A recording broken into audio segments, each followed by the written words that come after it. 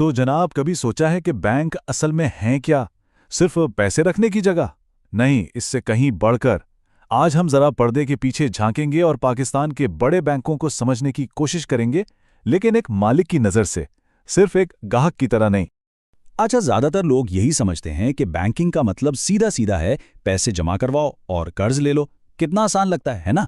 लेकिन असल जो मुनाफे का खेल है ना, वो इससे कहीं ज्यादा गहरा और दिलचस्प है। तो आइए इसे समझते हैं।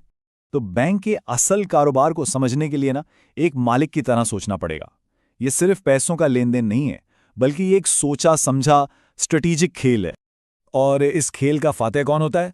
सीधी सी बात है, वो बैंक जिसके पास सबसे ज्यादा डिपॉजिट्स हों, खास तौर पे करंट अकाउंट्स, और जो अपने लगाए गए सरमाए पर यानी कैपिटल पर सबसे ज्यादा मुनाफा कमा रहा हो। तो आखिर वो क्या राज है जो कुछ बैंकों को दूसरों से कहीं ज्यादा कामयाब बना देता है? चलें, इसकी तह तक पहुंचते हैं। बैंक के मुनाफे का जो सबसे बड़ा राज है ना, वो है करंट अकाउंट। अब ये क्या है? ये समझे कि बैंक के लिए तकरीबन मुफ्त में मिलने वाला पैसा है, जिससे वो आगे इस्तेमाल कर सकता है। यहां असल फर्क वाजे होता है। देखें, सेविंग अकाउंट पर तो बैंक को सूद देना पड़ता है, ठीक, लेकिन करंट अकाउंट पर बैंक की लागत है सिफर, जीरो। बस यही वो नुक्ता है जो मुनाफे के मार्जिन को एकदम से बढ़ा देता है। इसे यूं समझें कि करंट अकाउंट पर बैंक का जो मुनाफा है वो सेविंग अकाउंट के मुकाबले में तकरीबन 3 गुना ज्यादा होता है। जी हां, 3 गुना। यही है कामयाबी का असल फॉर्मूला। और इस सारी कारकर्दगी को नापने का एक पैमाना है, जिसे कहते हैं ROIC, यानी रिटर्न ऑन इन्वेस्टेड कैपिटल। ये हमें बताता है कि बैंक अपने सरमाए से कितना मुनाफा कमा रहा है। और जिन बैंकों के पास करंट अकाउंट ज्यादा होते हैं ना, उनका ROIC अक्सर 25% से भी ऊपर चला जाता है। अच्छा, ये तो हो गई थ्योरी। अब जरा इसे अमली तौर पर देखते हैं। आइए एक औसत बैंक का मुकाबला एक टॉप परफॉर्मिंग, एक मौसर बैंक से करते हैं।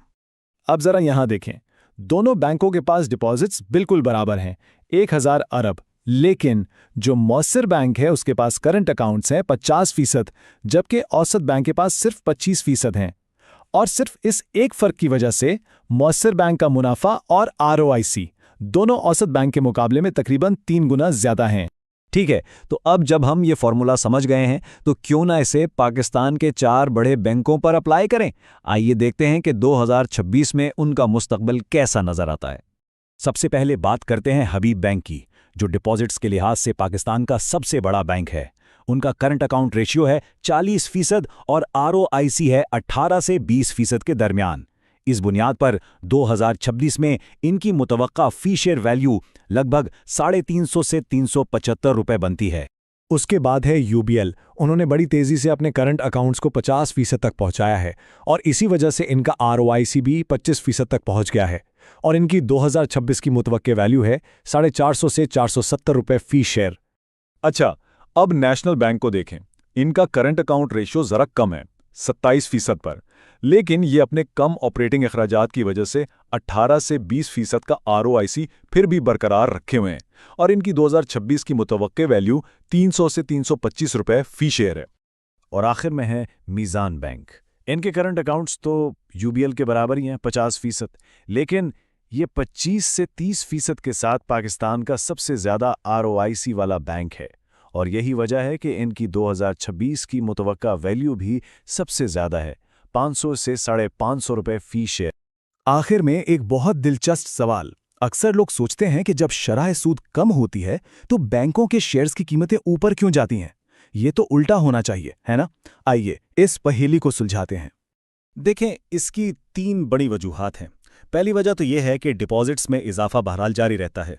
दूसरी वजह, बैंकों ने जो पुरानी ज़्यादा शरह सूद वाली सरमायाकारी की होती है ना, उससे उन्हें मुनाफा मिलता रहता है।